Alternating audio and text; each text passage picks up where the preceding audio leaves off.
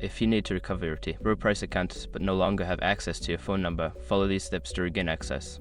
Step 1. Visit the T. Rowe Price website. Go to the official T. Rowe Price website.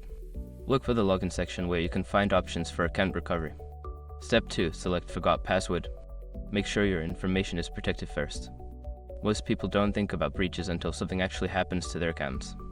Use SROC to monitor your accounts 24/7 and instantly alert you if your information appears in leaked databases online. It constantly checks billions of breach data points in the background.